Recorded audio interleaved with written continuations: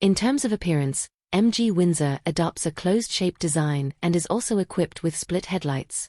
In addition, a trapezoidal blackened air intake plus decorative parts are added to the lower part of the front casing to enhance the dynamic atmosphere of the front face. The overall atmosphere is round and full, just like the name of the car, giving a soft and warm fashion feeling everywhere. The hidden door handles, 5-spoke low-wind resistance wheels, full-length LED taillights and ducktail rear spoiler are both hard and soft, complementing each other, giving the car a very luxurious feel. The interior workmanship and materials are quite excellent. The flat-bottom sports steering wheel uses a pocket design, a 15.6-inch central control screen, and basically eliminates physical buttons. Various functions are controlled via the screen or voice control.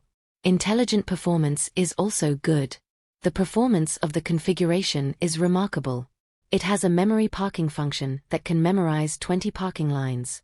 It also has a reverse tracking function, which is very practical in special situations. The high-end version is also equipped with DJI's intelligent driving system.